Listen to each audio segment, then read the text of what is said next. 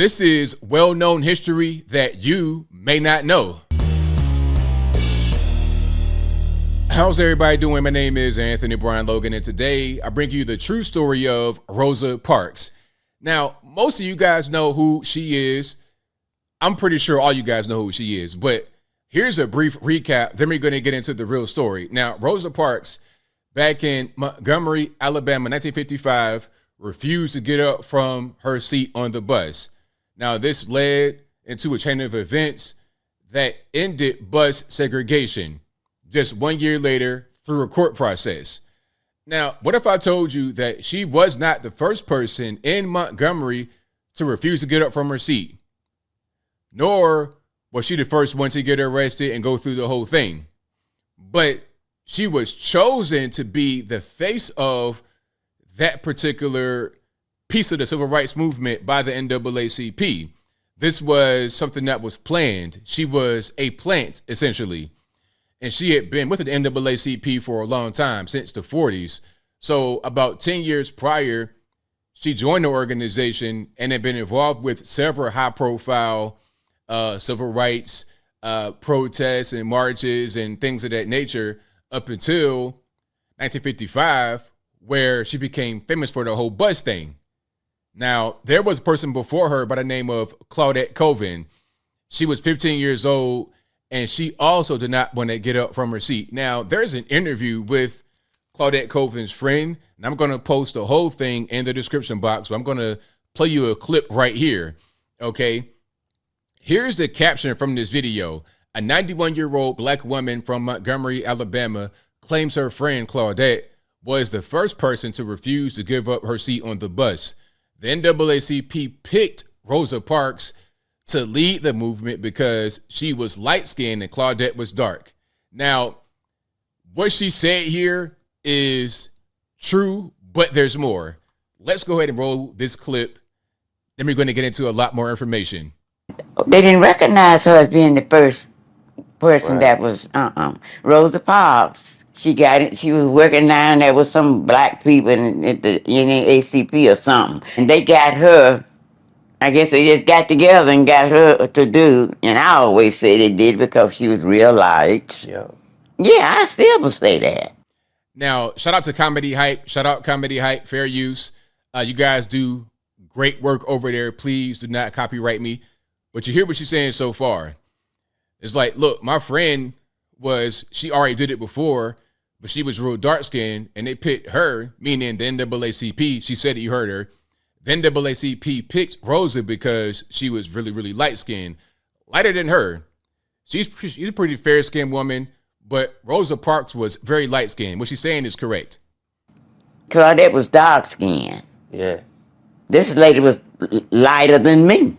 Because that was the conversation that I was seeing, was that they felt that Rosa Parks was like a better image for a better person for the job. So they could push it. And push it on. This was the NAACP putting this together? Yes. That is a correct statement.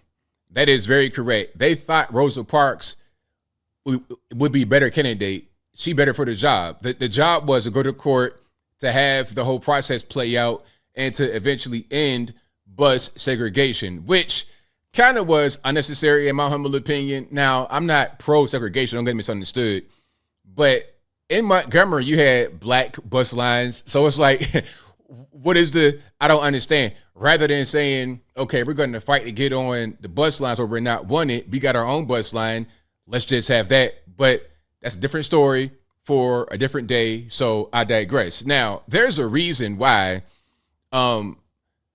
Claudette Colvin was not the person that they used beyond the whole skin color thing. That could have been part of it, the whole light skin, dark skin. That could have been part of it, but you got to understand, Rosa Parks appeared to be kind of an elderly woman, not elderly, but, more mature, more adult. And Claudette Colvin was 15 years old and pregnant by a white pastor. So when you're talking about going through the court process and going on television, newspapers, or whatever, it would have been a bad look to have her be the face of the whole thing. Now, this is a video where they spoke to Claudette Colvin about 1 year ago. Well, back in 2021. Well, she may not be well known, but 82-year-old Claudette Colvin is an important part of U.S. history. 66 years ago, she was arrested in segregated Alabama for refusing to give up her seat on a bus to a white woman. That incident happened 9 months before Rosa Parks. David Begnaud sat down with Colvin and spoke to her about a new development in her story. Needing assistance now. It's very nice to meet you. So that's her right there, of course, back in 2021. And this was her back then. So, again, she was 15 years old, pregnant by a white pastor, an adult male, obviously. So that would have been all bad for the movement. The whole dark skin, light skin thing, that could have been part of it, because I'm sure there were other women that could have done what Rosa Parks did who were involved with the NAACP. But you got to get the perfect image. We got to get the perfect person to do this. So the whole point of me doing this video was to highlight that recent interview from Claudette Colvin's friend that was on Comedy Hype, which kind of is going around. People are like, oh, that really happened? Yeah, that really happened. You know, I covered this particular story on my live stream, and a lot of the audience was kind of surprised. Like, really? A lot of you guys are surprised. Like, that happened? Like, yeah, that really happened. That really did happen. This was something that was not organic at all. A lot of the civil rights movement, a lot of things you see are not organic. And I'm not trying to say this is the equivalent of Black Lives Matter, although in many respects it kind of is. Speaking about the violence and whatnot, if you go back to Martin Luther King's day, he was not very liked by a lot of people, because when he died, it was the equivalent of Black Lives Matter. You know, when he was doing the whole civil rights movement in March, a lot of times he would kind of inspire the riots and whatnot that happened across the country. Different story. I digress. The point is that BLM now, the things that they do, the riots and the non-organic nature of it, a lot of that came from back then. The NAACP, they were involved with it. They did certain things for a particular reason. So if you think that Rosa Parks just happened to not want to get up, because that's how it was taught to us in school. That's why a lot of guys and girls were like kind of surprised, because they were probably told when they were a little kid in K through 12 that Rosa Parks just didn't want to get up one day, and that became a whole big kerfuffle, and it wound up going to court, and as a result, there was no more bus segregation. That's not what happened. This was a plan by the NAACP. They probably had lawyers and everybody to go to court. They used a very specific person to bring this case forward, because you got the whole world looking, the whole country looking at what's happening with civil rights movement. Now, if you got this kind of 40-year-old something lady working, going hard every day, and she's the face of it, it looks good for you. But you got this 15-year-old black pregnant girl with a white pastor that is probably in his 40s or something like that. Now we got a problem. Now we got a big problem.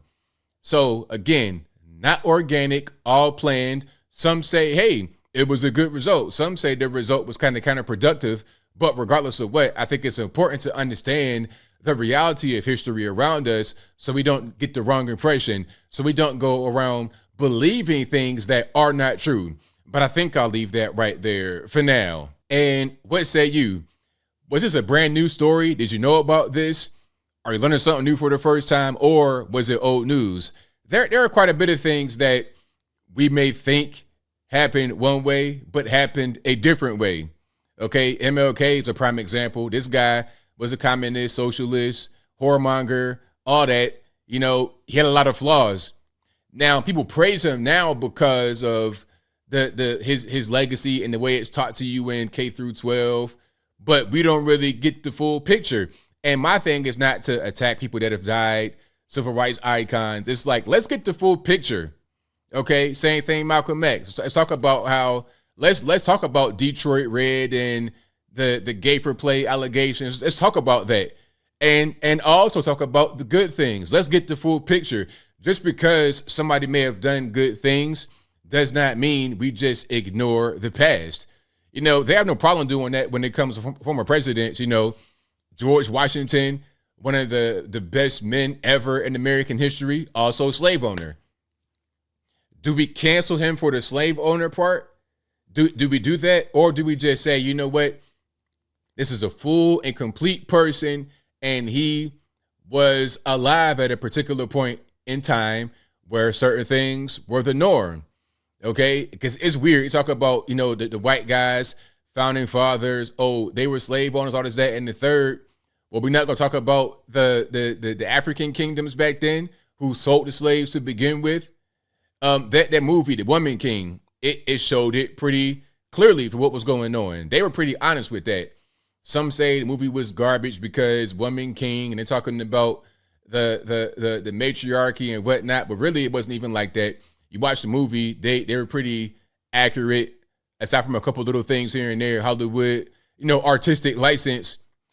The point I'm making is just because things may not have been perfect or exactly the way that they were taught to us to make it look one way does not mean that these things are bad. But I think it's important to have the full and complete history of a thing so we have all the information and so we're not in the dark. But whatever your thoughts are, please let me know in the comments below. And that's all I got to say for this video. If you like what you heard, please comment, rate, share, and subscribe. Peace.